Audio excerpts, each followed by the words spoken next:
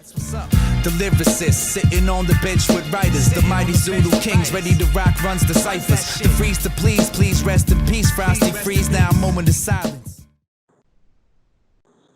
Okay, so Q-Rock, thank you so much for taking the time out today to speak with me, and I'm really glad we've been able to organize this. On behalf of all of the guys in Belfast, I would like to just say thank you very much. You're a busy man. You've got a bunch of stuff going on, and you've taken a little bit of time to speak with us. So thank you very much for that. How are you doing today? I'm well. Just trying to stay busy, and yeah, everything's good. It's really nice to meet you too, and yeah, man, it's dope to connect with some people from around the world for sure. Thank you, man. That's great. So really, we just kind of want to just talk with you and kind of get a bit more about your story and just dig a little deeper. And okay. So would it be correct to say, now you go by the Toronto Bronx native, yeah? Yes. And would it be correct? Would it be correct to say that you grew up between Canada and the Bronx? Well, I grew up on my reserve. I was born on my reservation, and then my mom's a social worker. She moved a lot from city to city. So two of the main cities that I lived in growing up was New York, which was the Bronx, where I was staying, and then also in Toronto, which is where I've been living since 1997. So my time in New York was all based off of like my initial introduction was just living with my family. But then later on, when I became a young teenager, I started to go on my own and just connect with friends. And eventually I got down with Ready to Rock. But yeah, definitely Toronto, New York. But Nipissing is my birthplace. That's where I was raised. That's where I was from. That's where I'm from. That here. And so that thing about your mother being a social worker was correct, because there was some information about that online that you moved with her. When she moved to New York, you went with her. Yes, I was the only one of my family that really was down for the move. The rest of my family stayed on the reserve, and I was too young to stay behind, so I had no choice. And were you introduced to hip hop on the reserve or in New York? Because what I read was something along the lines of, at least in terms with breaking, that you first saw your older brother. Yeah, my brother Rodney, he gets all the credit for that. Yeah, he definitely introduced me to hip hop, but he didn't know anything about it. He was a high school student, and he was more interested in the dancing aspect, like the art forms, and he wasn't into really powwow dancing, which was like a very popular thing on my reserve. He had a friend in high school that asked him to do a talent competition. And his friend actually introduced him into hip hop and started showing him different videos that he saw from movies, and also just different things on cable. And they decided that they were gonna start doing it. And when my brother was, I guess, doing rehearsals at my house, I just was blown away when I first saw it. And they were really shitty they really sucked. They weren't good, but it was inspiring because it was just them. They were trying something fresh, and I was learning it the same time that they were, and I was picking it up faster. So it made me feel really like that was something for me. You know what I'm saying? So, but my brother stole their thunder a little bit. Yeah, definitely stole their thunder, and took it more serious. Like I took it as my brother was just down for the basically that one talent competition. So he probably was invested 4 months, 3 months into it, and then that was really it. But I just never stopped. Once I learned that there was this culture called hip hop, and when I realized when my mom told me that was one of the selling points about me going with her, was that this is where hip hop is. Right. And, no one really knew back then. This is 1986, 1987. So no one really knew what hip hop really was. Like, even my mom, she was just more worried that I was going to get caught up with gangs, because that seemed to be like the you know, the things that went hand in hand with the culture. But yeah, as soon as I got to New York, I saw that hip hop wasn't actually. It was New York City attitude. It was like it was New York. You know what I'm saying? Like when you think you think you know hip hop when you see a bunch of young kids dressed up a certain way and they doing something, but then you go to New York and you go to a bodega and there'll be a guy that doesn't do anything in hip hop, but he's more hip hop than you are. You know what I'm saying? He dresses, his attitude, his style, everything, like everything about him, and including his history. He'll probably know everything about all the DJs and all the MCs that were coming through his, you know, through that area or whatever. So yeah, when I discovered that, it really made me feel like it was easy to get accepted because New York's a melting pot of cultures anyways. Yeah. So yeah, man, I immediately felt like that was something I'm supposed to be doing. Awesome. And do you still spend much time there? I haven't been. Nah, like I to make a very long answer short, Okay. because of my political, it's not even political because I'm not political. I'm a fuck, how do you say this? Like apolitical?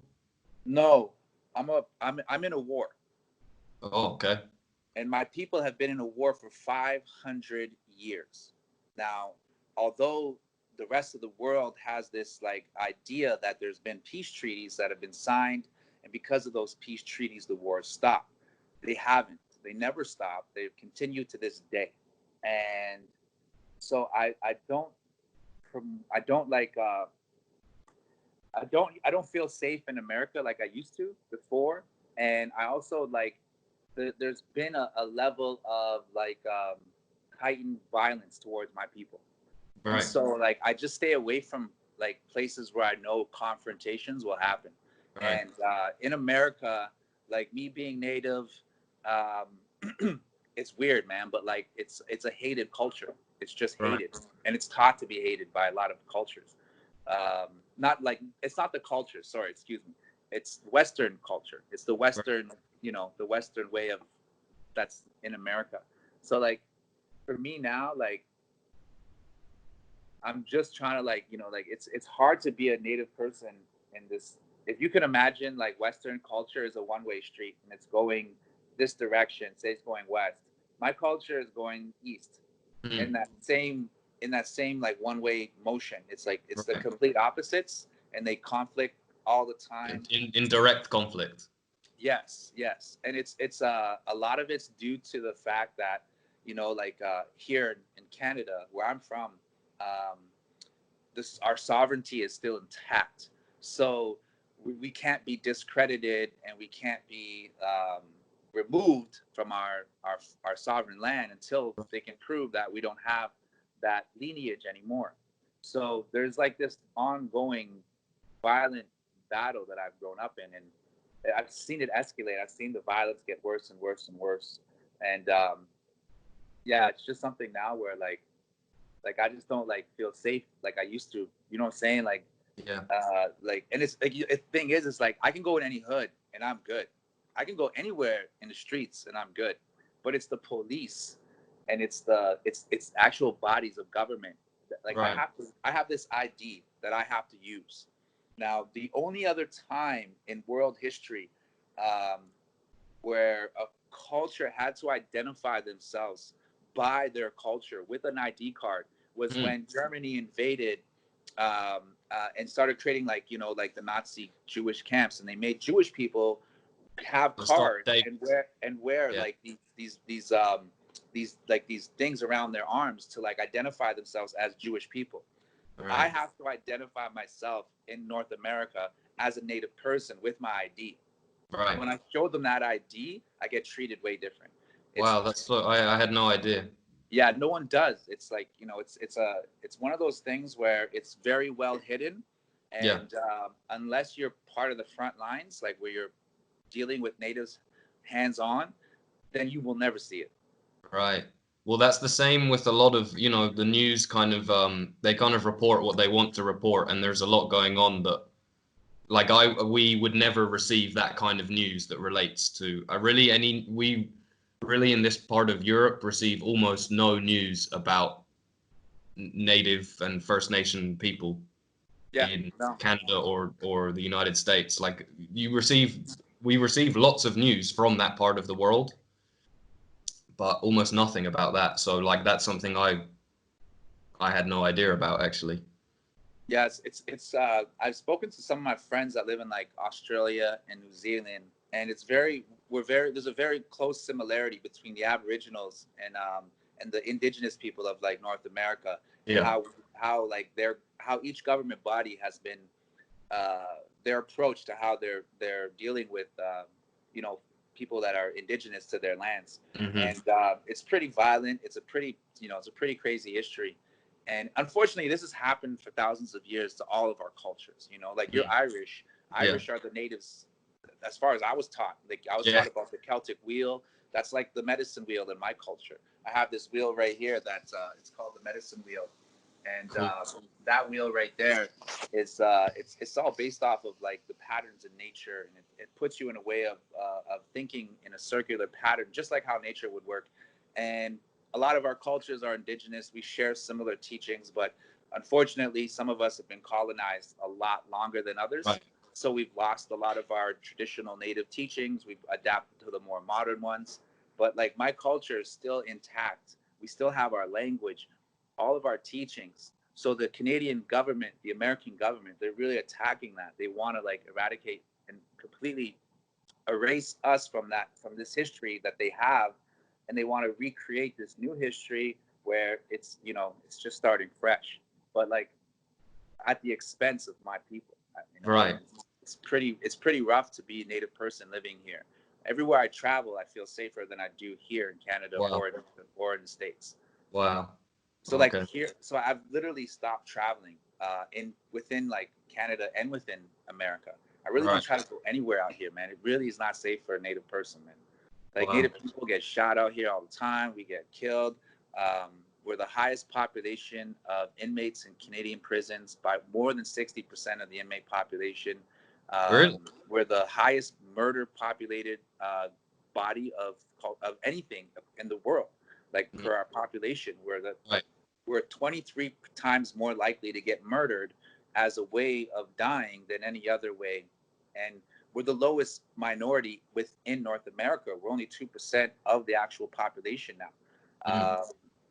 There's a lot of negative statistics about the effects of colonialism on my people, and that's what the government really hides. Is they don't want to show or share the approaches that they've used against us, because it's war crime. You know what I mean? It would be admitting to war crime. It would be considered, yeah. You know what I'm saying? Yeah. So it's obviously intentional how these things are kept. Yeah, I would have to say, you know, and I studied history, and I have a master's in American history, and I studied mostly African American history, especially in the Midwest. And I would say that the sort of ethnic group that I probably know the least about would be Native American. Yeah, no, it's pretty like that doesn't surprise me. It's made that way. You know, the system isn't made for you to really see that unless, like I said, you're hands on, getting yourself involved, working with Native communities directly. Then you'll start to see like the poverty, the extreme poverty that we live in, and the extreme oppression that we have to face, amongst other difficult obstacles that we have. Because there's so many different things.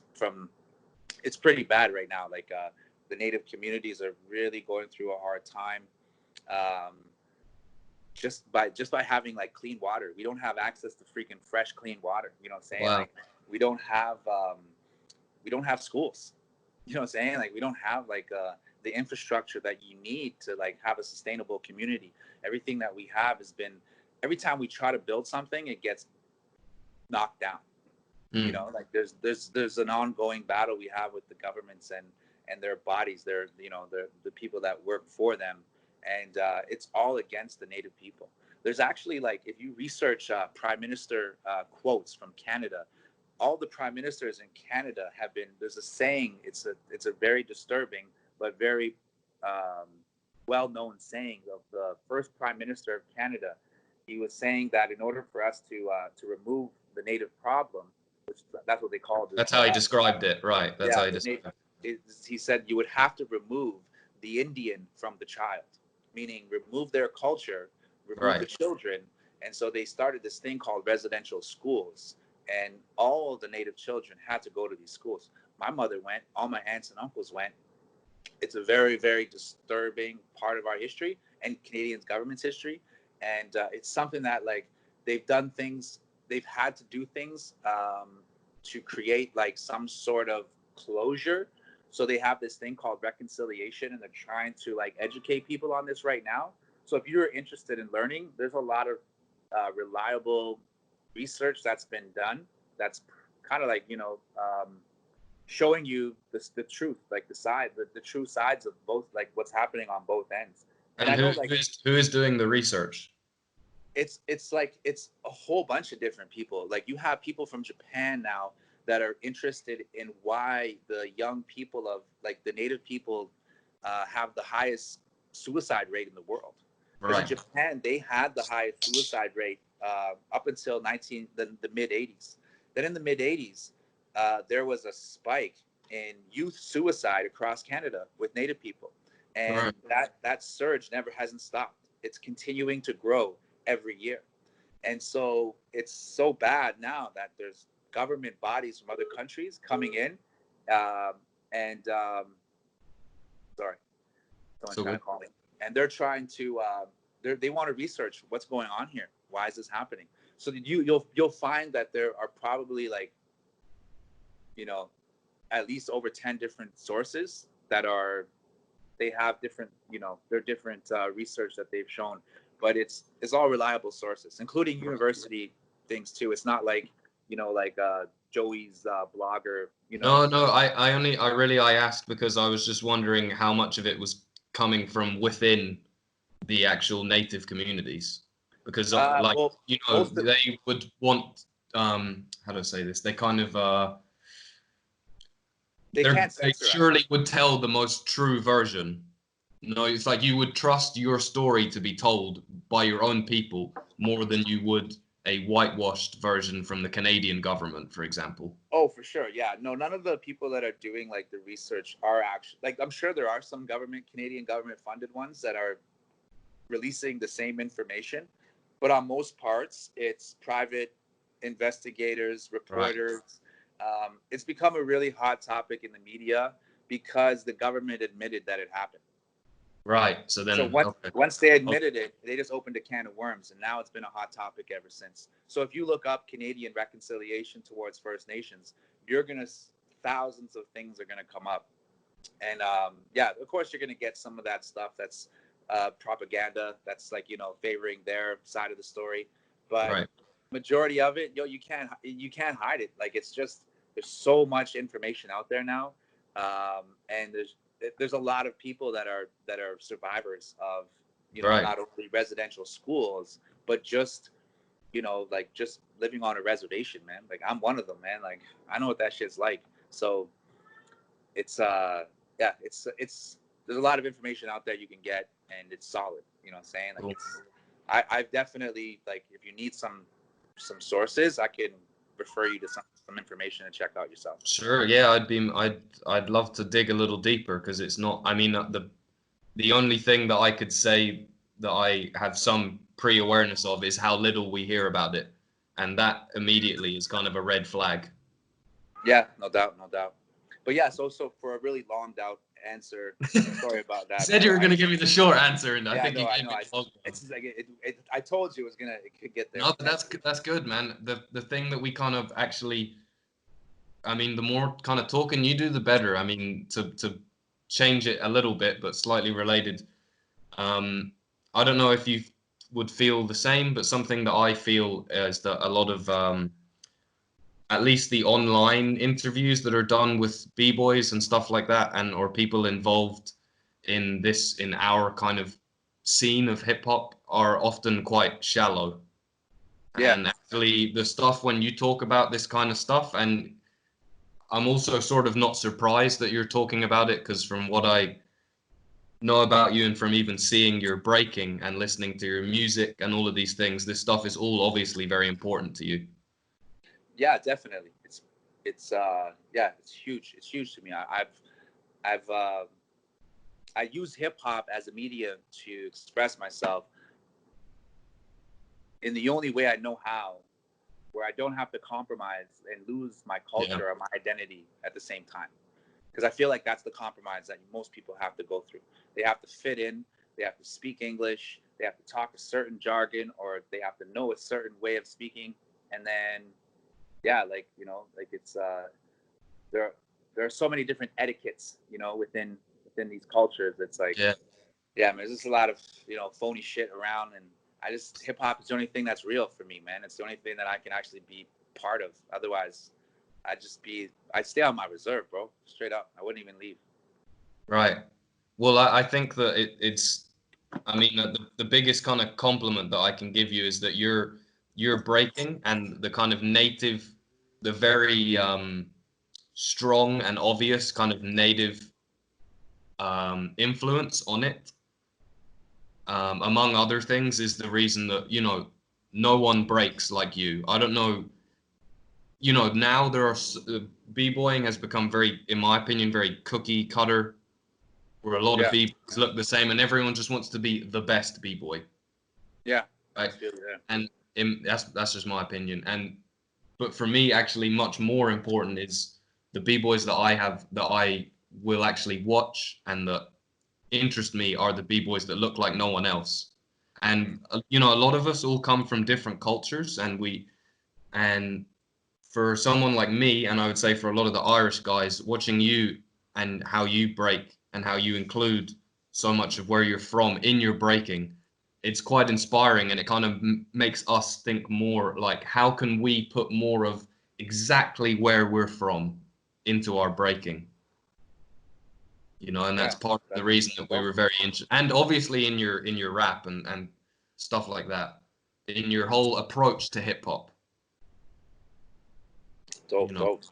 So, Yeah, I'm fortunate, man. Like my culture is it's so similar to hip hop, man. It's like it's the same thing, but it's different. Like it's, you know, I know my culture, I know the value system, I know our principles, I know our art forms that we have, and we have many. It's not just four elements, like how, but we have four elements teachings in our culture, and that's based off of like the laws of nature. It's like earth, wind, water, fire. You know, like the four seasons. You know, summer, spring, winter, fall, north, south, east, west directions. You know, like there's so many. They're layered. They just keep layering. So when I found that those four art forms, I immediately put them into the same approach that I would nature. So I made it. I adapted it into my lifestyle immediately, and just kept researching and found out like, yo, this stuff was invented in the Bronx, and the Bronx on native land. That's old native. That's old native land, man. There's so, you know, there's this really ignorant thing about Western culture right now that's happening, and in America they kind of have a dysfunctional way of identifying culture. Right. And there's like a pride thing that doesn't make sense to me. You know, like there's a lot of colonized people that don't accept that they're native. They'll say there's something else. And there's also ignorance to referencing original influences. A lot of people want to just tell you, you know what, I made this shit up myself. Right. And you're looking at them because they're first generation, and you're like, okay, I'll take your word on that. And then you'll come find out you're gonna meet someone older than them, and they might be a little bit more honest with you and be like, yeah, you know what, a lot of the stuff that I did, like, I got influence from native people. You know, this is the thing. A lot of people don't know this, but until 1960s, all of the TV that was on television in North America was cowboys versus fucking Indians, man. Yeah. In Everybody. Ireland, those movies still show during the day. Yeah, on man. Channels, and so so people are going to try and tell me that they were never influenced by native culture, coming from these areas where they're watching TV, and the only choice that they have to decide, they can pick the cowboy side but they can pick the Indian side. And believe me, most of the minorities always pick the Indian side. Right, there you go. Yeah, yeah. And like, I've grown up with these pioneers. I've had access to them, unlimited access to them, being a Ready to Rock member. Right. And I'm fortunate that I have this kind of connection, this lineage, because it's allowed me to find my truth within hip hop. And what I've found is that there is no concrete one answer for how this was created. It's a synergy of so many cultures, all being oppressed, restricted of kind of opportunity. But you imagine you're living in the center point, the center focus of Hollywood, because that's where all the movies were made back then in the 70s. All the movies that came out was either made in New York or made in Chicago or made in Miami or made in LA. Like, there really wasn't many other cities that were getting any kind of exposure, but New York was New York. You know what I'm saying? Right. Like, it was the biggest. Like, every movie you watch, man, it all starts off with a New York helicopter skyline of Manhattan, and then boom, right into the movie. You know, like some mailman running around. I don't know, but it's a lot of the culture. Like, you know, like in New York, it's you know, like it's heavily influenced by, like, you know, television, and it's heavily influenced by, like, you know, like it's a media capital, right? So yes, exactly, man. And so, like, you know, like I know the history of I just want the truth for people to come out, and I want people to be like, yo, like we know who invented it, we know who's invented hip hop, but we don't know why and how. Right. You know what I'm saying? We don't know those factors. Like, they don't, like, a lot of people don't have the answers. You always ask, like, yo, where did you learn from? And there's always an older b-boy. Yeah. You know, like, I talk to first generation rockers, and they tell me that there was rockers older than them. It's like, damn, and they're man, like, considered first generation. Yeah. Where does it start? Well, one thing I do know is that rocking and breaking definitely are a big brother, little brother relationship dance, where rocking started first, and then when breaking started, a lot of the rockers took to breaking and started mixing their rocking with breaking. And those guys that were mixing it, most of those kids were like Puerto Ricans, Dominican kids, and they brought a lot of that rock. They brought the rock to the breaking, and the breaking was the boyoing. They had the bounce. They had that, you know, that Mr. Wiggles always breaks it down. He's like, if it don't have the rock, the roll, the skate, the bounce, the jump, I think it's called, or something. There's one more, I forget what it is. But he says if it doesn't have that, then it's not hip hop. And so, like, I know rocking predates it, and I've always been like, and a lot of the people that invented rocking, heavily, like, native people. You know what I'm saying? Like Taínos, Arawak, like a whole bunch of natives, man. Like, yo, just imagine, it's New York, bro. Like, yo, you can't tell who's who. Everyone looks like they're, you know, like, it's hard to figure out what culture someone is. And like, I know back then, like, it wasn't safe to tell people you were native. There's an old, here's another disturbing old saying that I grew up with, and this is something that all native people, like, share with each other. Be proud of who you are, but be careful who you tell. It's a big thing that we have in our culture. Like, it's like you don't tell anybody you're native, because the second they find out, they're gonna. There's a it's practical advice, right? Yeah, there's a high chance that they're gonna use it against you, or it's just gonna slap you in the face later on. Yeah. Well, it's interesting, man, that you use that word synergy to describe it, because I recently watched Popmaster Fable has a YouTube channel, and he has a little. That's my mentor. That's my big. You know him, right, man? Well, he I don't know if you've seen. He has a little. He must have been a few years old. A little documentary on rocking, and it's in like 7 or 8 parts, and it's really just interviews. Is it that? And it's interviews with like Willie Estrada and 2 other guys that I can't. Their names escape me right now. Papo, Enoch. That's it. Yeah, that's it. And also Papo Love. He's part of that. Well, Enoch used that exact word of synergy, and he says that they ask him.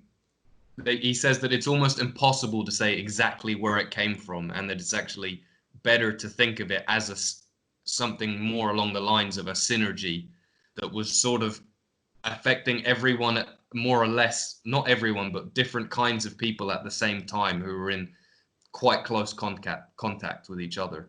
Absolutely. It's like, you know, like I was always like, in my culture, we're taught that there's everything is part of a creations concept.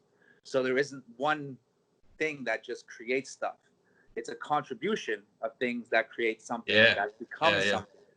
And so like when I saw hip hop when I was really young, I wasn't really into researching it like how I am as I got older. Right. And I definitely took it for granted and just went with it.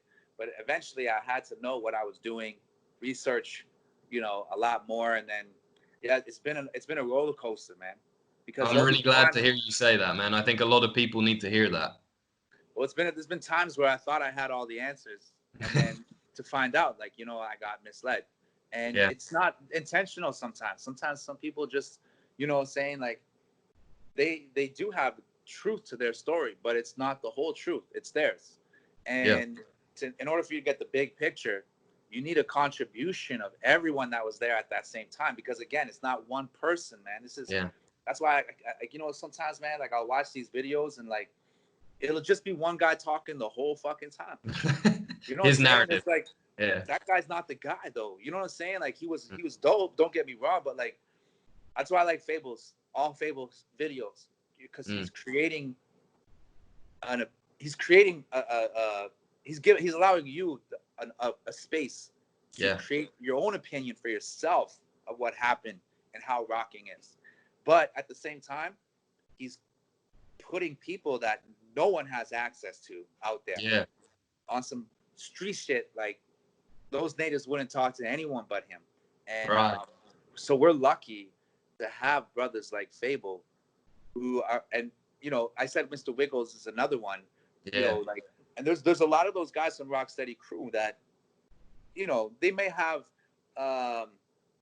you know, their differences now, but they're all genuinely credible sources for us, because they have access to the generations that we are bridged. Like there's no bridge there for us, for them right now. And that's what my crew, Ready to Rock, we really base our teachings off of the elders. We don't just try to make it up. What we do is we research them and go to them face to face, and we build in person. And then we take what they give us and we flip it all. We don't do anything like how they did it. We just flip it so that when they see us, they're like, damn, you really flipped that shit. You know, instead of them being upset that, like, you know, like, yo, you guys are just straight biting our moves. Anyways, a lot of these guys that are in Rocksteady, like the older dudes, especially like, I know Kenny's not in Rocksteady. He doesn't rap Rocksteady no more. He's 7 Gems. 7 Gems. 7 Gems. Like that's a huge source of information when it comes to the rock dance, man. Like hands down, because that's what Ready to Rock learned from. You know, we learned from 7 Gems. Right. Well, I think it said this. I think there's a Ready to Rock Facebook page that said that you guys, that Ready to Rock, and I don't know if you were involved with Ready to Rock at the time, but that Ready to Rock started as like a graffiti crew. Yes. And were you involved with them when there's like, let me just have LSP. Yes. LSP is, so I'll even take it a step further than that. So that is a crew. That's the LSP Tan Clan are all my brothers that I grew up with that are my age. So Ready to Rock actually originally started in 1982. It was started by a guy named Video. And there was another gentleman, rest in peace. His name is Fantasy Fast. And there's another guy named Lope Forward. There's Blast. There's Manuel, and then there's a bunch more I'm missing. There's Kid Swift. And so all these guys, right? Like these guys was like a really well known crew. Right. And Ready to Rock then only lasted from 82 to about 85, 86. And that's when it died across the entire city for everyone, including Rocksteady crew. Right. And so in 94, Tan Clan and LSP are my brothers. They're all writers.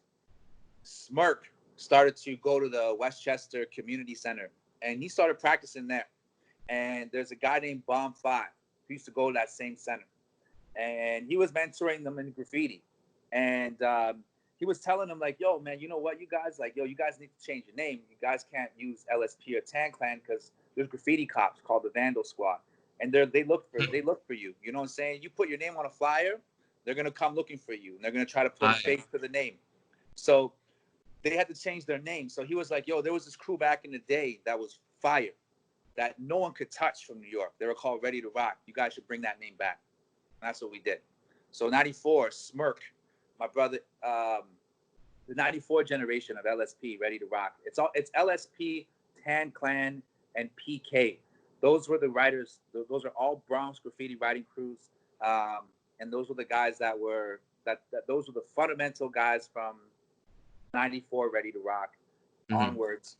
We didn't actually know about Ready to Rock 82 until like probably 2004, 2005. Wow.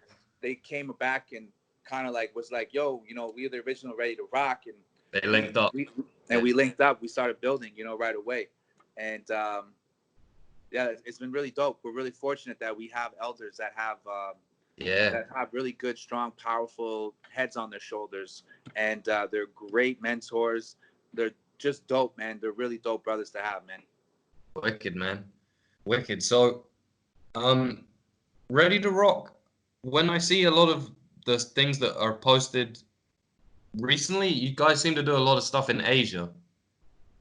You have, yeah, like right you have now, members in China and in Japan or Korea, or where exactly? How exactly did that happen? All those places, man. Right. All those places. Break it down. How did that happen? I would probably like put that on, like give credit to the internet, man. You know, just like us putting out videos. I think one of the big things about, like, each country has its own story for us. You know what I'm saying? So like with Japan, it's because of MZK, Ready to Rock's relationship. Yeah. That, like, you know, they brought us down. A lot of people used to confuse MZK and Ready to Rock as like the same crew. That's it. That's funny. Okay. So like it was common where people were doing they were calling it MZK style. But Is that just because there was a big crossover in members? I mean, because like Phantom is in MZK, and it's the crossover, plus like Taekwon's the vice president, you know, yeah. He's Ready to Rock. So like a lot of the Ready to Rock guys have high leadership in MZK. Right. So we you know, you do what you do with any crew. You share your moves and you pass on things. But there became like a distinctive consistency with people like saying, mixing the styles, and it wasn't being like, for me it was a problem because I never wanted Ready to Rock to get lost. Like I wanted I was passed the torch from my brothers to keep Ready to Rock alive and strong. So I took it really serious, and I made a really hard choice that I didn't want to do, but I walked away from MZK and I just focused on Ready to Rock solely. And you know, like when I started to do that, I think a lot of people started taking notice that we were being more active with traveling, because I was traveling a lot and I was just promoting Ready to Rock and nothing else. So since I started doing that several years ago, there's been a huge, you know, I guess demand for us to either do some sort of workshop or a performance or create an event in the city. Like now it's growing, it's getting more and more because we're willing to do more, you know, we're willing to just do more now. Like I imagine that Ready to Rock is, sorry not to cut you off, but I imagine that Ready to Rock is slightly closer knit maybe than MZK. I would say like Ready to Rock's a really small family, and MZK is a big family that's part of that family. You know what I mean? Okay. Yeah. But like they're both tight. They're both tight, man. Like I'm always considered MZK my family. I'm just not crew because I'm, you know, like I didn't want to be representing a lot of crews. I never did. I couldn't agree more. I completely agree. I was always more comfortable with like the family environment, and in MZK I didn't get that. It was too big. But Ready to Rock, it's what I'm trying to say. That way. Yeah, it's always been that way in Ready to Rock. So I just stuck with what I knew, man, and I didn't try to I didn't want to change MCK, and like, you know, like MCK is dope, man. Like for what it is, it's serving the For real, culture. yeah, of course, yeah, for It's real. definitely helping continue to keep things alive. So like they're doing their part. I just want Ready to Rock to do their part, our Yeah. part. You know what I'm saying? Like Ready to Rock has a strong role in this too, and you know, it's not too. I feel like it's not something to be taken for granted. Like, No. you know, I take it serious, man. Like it's a lifestyle for me. I don't do anything else but this. Represent my crew and find ways to promote and share this, and find opportunities at the same time for myself. The presence of us in Asia now, it's definitely has been a huge initiative from me, because like I really want my crew to get that world recognition, and also the opportunities for people to meet us where we have a huge influence. And if you go to Asia, bro, like there's 1,000 Ready to Rock crews now, and there's 1,000, you know, 1,000 b-boys dancing like us in every country. Like it's very obvious. But Well, out there, how do you feel about that? well, because like I'm really open-minded, I ask, you know, questions, and I try to find out, you know, reasons, because I know everywhere is different, every culture is different. So over there's a high respect in looking like the people that you want to show, you know, like it's like a sign of gratitude. Yes, it's and respect, most importantly. Yeah. So like I think it's like martial arts, you know, like where you have a sifu or a master. Yeah, you're trying to replicate your sensei, how he executes the technique. Exactly. So when I go out there, everybody be calling me master and sifu and stuff like that, and like I don't get gassed up by that shit at all. But like it opened my eyes to make me change and realize like how they're looking at me. It's like, oh, they're actually looking at me like I'm some sort of master, man. Like that's crazy. But like I definitely don't let people believe that. You know what I'm saying? Yeah, like, I'll tell them right away, like, yo, man, like this is what you got to do and how you got to do it, and like, you know, like in terms, like I don't tell them that there's one way, but I give them like, you know, I always give people like my honest, like, you know, experience, and I share a lot. I don't try to like, you know, I don't try to just give people nibbles and then take, you know, keep them eating. Keep them hungry. Nah, man, I'll give you the buffet, and you can eat it however many times you can go to fill up your plate. It's all you can eat, yeah. Yeah. All the knowledge you can absorb. Exactly. What? Cool, man. Yo, so there's just a couple of little things that there's a little quotes from you that I thought were very kind of valuable, and I'd just like you to expand on them a little bit. So one of them, I came across this book on Google Books. Really, I think it was a collection of articles, and it was called "Dancing Between the Breaks," was the name of the article, and it was written by Karen Recollet or Recollette. Does that ring a bell? Nah. Okay. Well, there was an article, and it was specifically about Native people and their contribution to hip hop, and a lot of the stuff that we were sort of talking about earlier in this conversation. And there's a quote from you in it, and I'm not going to read the whole quote, but at the end, you say, so when you're talking about, you're obviously speaking about breaking, you say, you capture the moment, you do things you have never done before, appearing as though you have done them all your life. You did it so well that everyone knew exactly what you meant. You got your point across. Okay, it says that you said that. It says Q-Rock Personal Communication, January 20th, 2012. So 8 years ago. So if you don't remember it, that's okay. But I really... Nah, it's all good, man. Yeah. I really like the final thing that you said there about making a point when you get down, that you're not getting down for the sake of getting down. My brother he taught me that, man. He was like, yo, man, when you never want to show people too much. Yeah. And, I heard Wiggles say that too. He's like, you really want to like give them an idea of what you have, but you want to make it always look like what you did it was no effort. You know what I'm saying? Like being a b-boy isn't just about like having the dopest moves, man. It's the dopest. It's look at like, you know, like I don't want to say any names for an example. I don't want to point someone out and be like, that's the b-boy. But like a b-boy's finesse is not just about like movement. It's about attitude. You know what I'm saying? Like, And like to be the freshest at the party, that means like you really fulfilling the b-boy's role.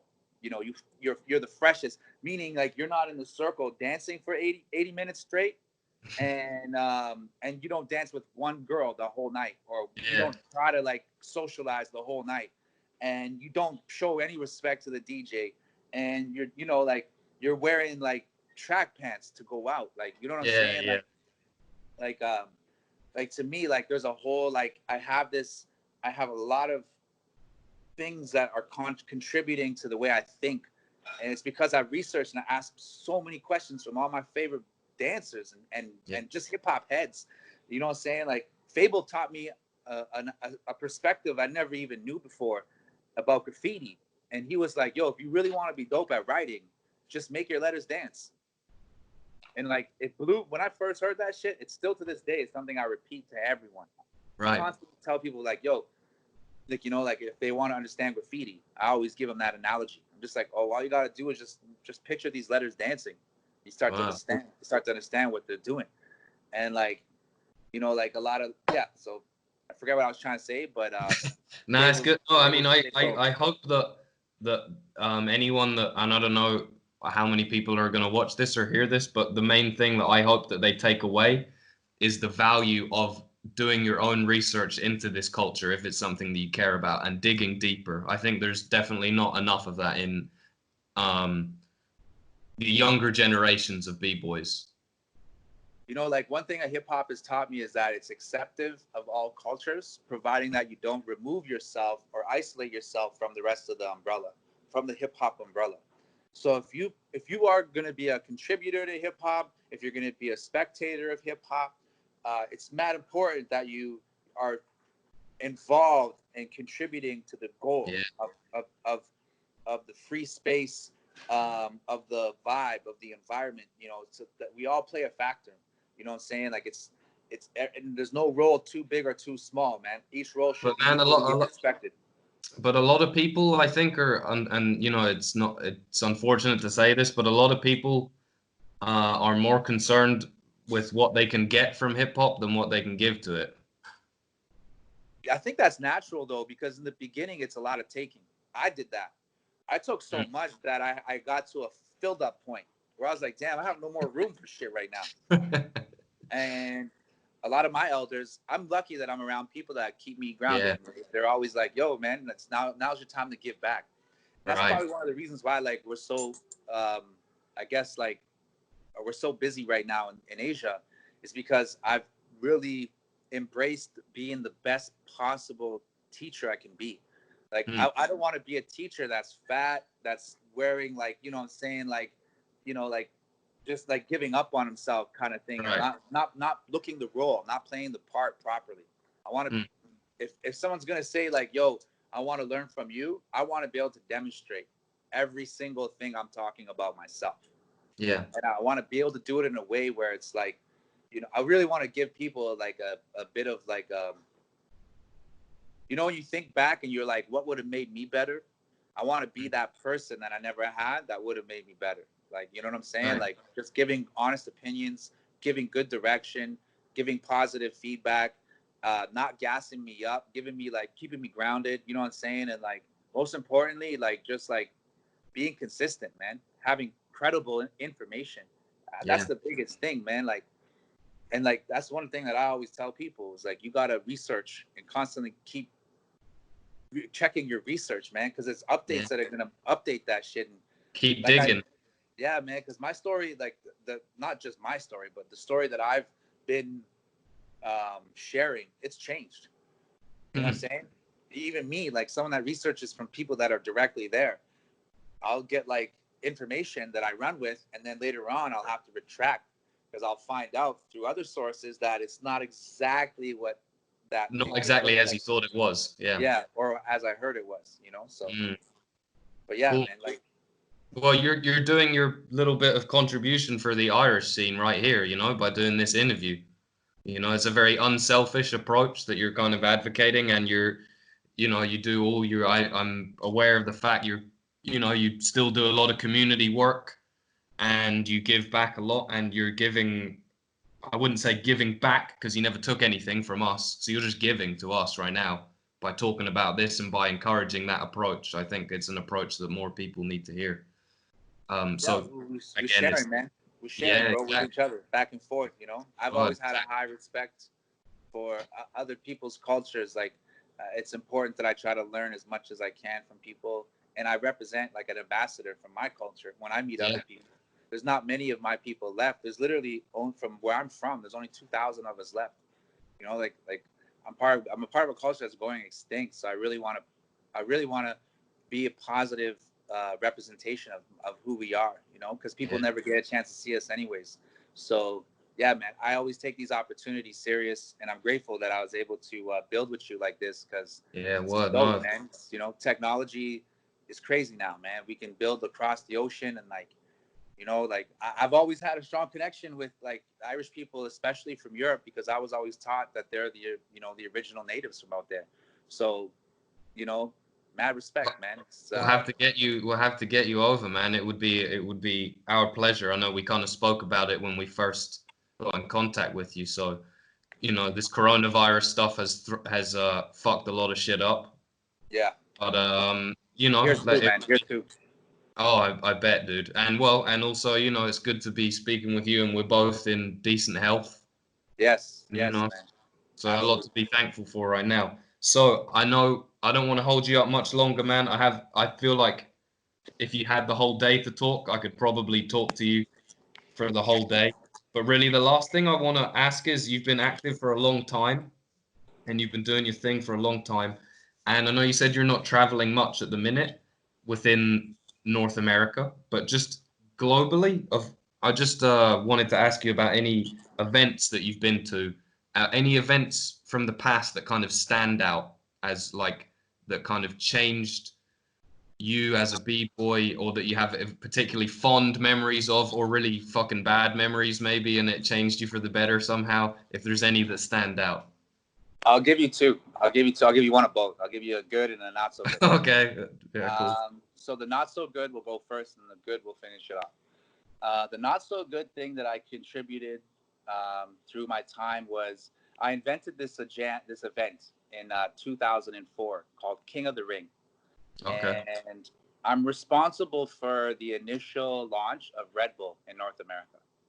And now we all know how big Red Bull has gotten in the b-boy scene. Well, I'm actually responsible for that, and I feel bad about that. I feel like I definitely a lot of b-boys are going to be a bit confused by that. So yeah, break it down. Well, let me tell you my initial reason why I created King of the Ring. So I was a very active b-boy in my city, in my scene in Toronto, along with some absolutely crazy, amazing, talented b-boys. We had this crew, was called DDT. Dirty. Yeah, man, that's an ill name. I got it here, Dirty Defiant Tribe. Yes, that absolutely. Is an ill name, dude. And so we were really active. Me and my crew were like mega busy in Toronto. We were everywhere. So if you were involved in the underground hip hop scene, you knew about us because we were making noise. We battled everybody twice.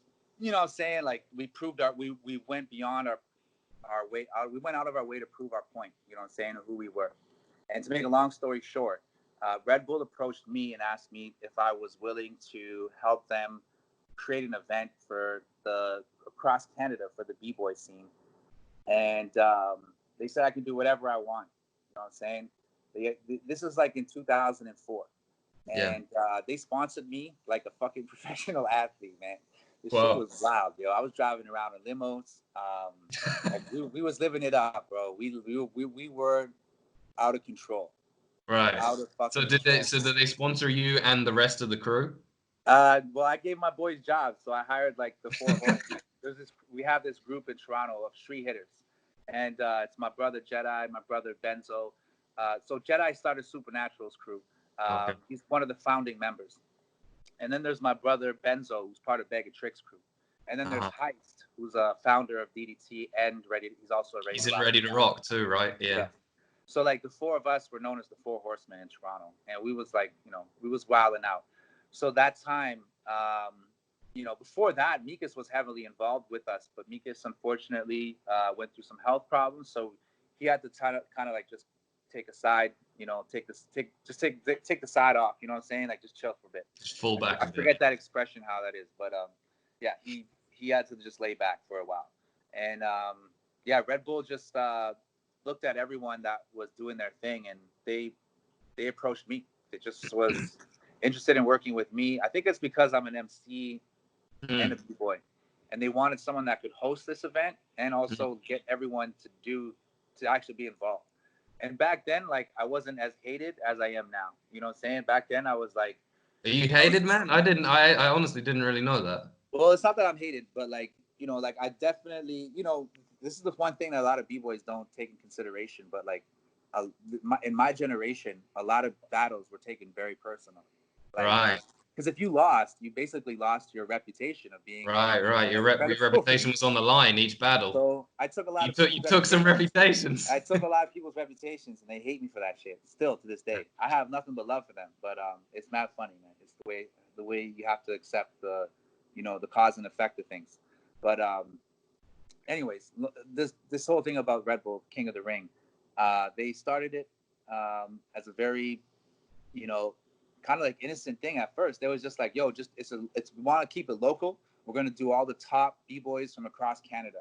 And I was like, nah, man, Canada's doesn't really got dope b-boys. Like the dopest b-boys are from Toronto, and that's my crew, and Boogie Brats and Bega Tricks, and that's really it. You know what I'm saying? Like, and they're like, well, no, we can't do it like that. We have to do it across Canada. So I was fully working for them for a year before we did the first King of the Ring. And you know, I was just basically like, they have this like this saying they have where it's like, we'll give your ideas wings. They always say it in their meetings. You know, we're here to give your ideas wings. And so anyways, they you know, they gave me a proposal I couldn't refuse, man. So after the first King of the Ring, I finally got the permission I wanted to do North American wide. And this is what I wanted to share with everyone. I was just trying to fucking do a WWE for breaking, like a one-off. I had $1 million budget. Wow. Yeah, man. Imagine you have $1 million budget for a fucking b-boy event.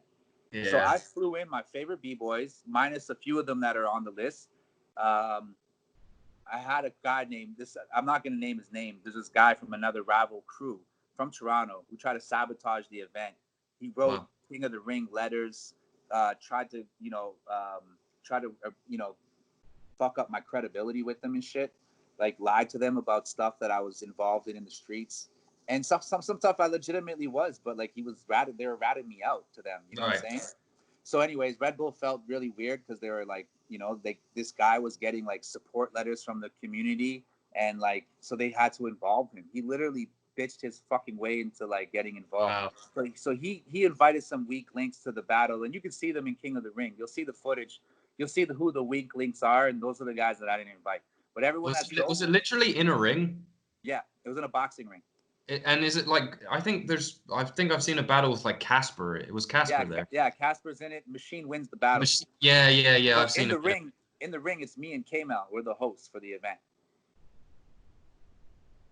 So anyways, yeah, so I did the event, and it was supposed to be just like that. You know what I'm saying?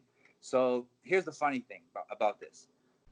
Everything about that event was taken by the Red Bull BC1. They totally bit all my shit, and I got mad. At the same time, I kind of was like not really feeling the direction that it was going. I saw that, first of all, the elders of my crew were like, yo, don't promote this shit. This is bad for kids. And I was like, and I was a part of Zulu Nation at that time. I was MZK. I was ready to rock. I was just like, damn, okay, you know what? I got to be a leader in my community. I can't be fucking around. Even the money was good, but now it's time to walk away. And, you know, like by that time, it was kind of too late because I had given them all my contacts, you know, and my contacts were incredible people, man. Like Ken Swift, Zulu Gremlin, you know, K-Mel, fucking all my brothers, man. Like the street dudes that I grew up with, man. Like they had all that stuff that, you know, the credible people in the scene. And then they started to just kind of like do stuff behind my back. And yeah, so I ended up walking away from that. And that's the I think that's the worst thing I did in hip hop. And what is it exactly that you don't like about it when Well, you the think thing back is on that like the competition, I ruined it. I ruined the competition factor. You know, I made it so that it became a sport, it? Right. and it's not. It's not the rest. It's not wrestling. It's not boxing. It's not a sport. It's not a point system. Breaking has no judges. Breaking has a code of ethics, and that code of ethics comes from the streets. There's there's there's no rules, but there's rules to the street. They're just not written. You know what I'm Yeah, saying? they're unsaid, they're unspoken. And then breaking is the same. It comes from gangs, man. It comes from street life. You know, if you're a real street person, you know how to behave in that circle. If you're gonna dance, you're gonna dance. And you're gonna battle. You're not gonna talk. The second you start talking, you bring that to another level. That goes somewhere else. And Yeah. like the breaking that I grew up in, it was all based off of the streets, and it was all based off of like partying. Like we didn't have jams we could go to where there were just b-boys dancing on the floor. That was Right. fucking nuts. That shit didn't exist. Like you had to go to a club where there was an MC or a DJ, and you had to get your little 5 minutes of fame to the song that you like, and then that was it. No one was gonna let you dance again. People would kick you Right. if you was on the floor. You know what I'm saying? Like literally, like people would throw a beer bottle at you and shit. Like it didn't matter how fucking tough you were. There's always somebody tougher in the room. There's always somebody more ignorant, and it's just that's just the way it was for us back then. It was it was a fucking pit, and we didn't dance on nice floors. When most of the time it was fucking dirty, full of beer, glass. You I think name it. a lot of scenes are honestly still like that. They're not exactly like that, but I mean, my experiences in Belfast, a lot of them are not too different from that. And this So, is not too long ago. So so like for this is better or where for worse. this is the only place where I break is like at those kind of parties. Like going to a Right. party, I don't go to events that are lit up, that are on a stage, that are forced. Right. There's no personal commitment. There's no investment of like any kind of emotion into the battle. So there's no character. You know, there's a lot. Don't even get me started, man. I just don't feel comfortable with the whole like the results of of the credibility that Yeah. I gave that approach, because a lot of people they don't realize that when I started that shit, it was supposed to be the WWE, man. It was a joke. I was laughing. I made a belt and everything, man. We had a King of the Ring Oh, belt. okay. Machine won a fucking real big ass fucking belt. Yo, the Wow. shit was nuts, man. It was crazy. Is it Bro. online? Is the footage of it online, the whole event?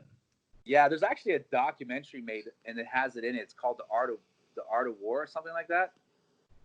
Oh, I don't recognize that one. I'll have a look for it after this. I'm pretty sure it used to be on Netflix, but yeah, it's either called The Art of War, or let me check and see if it's on YouTube here real quick.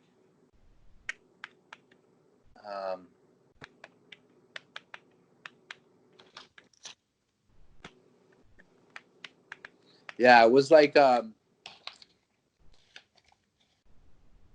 see here. Oh, it's called All Out War. All Out War. Okay, I don't know. Yeah, All Out War. And yeah, that's I just turned it on. It's all based in off my event, King of the Ring. Okay. So, And yeah, so then your good event, your positive event experience. To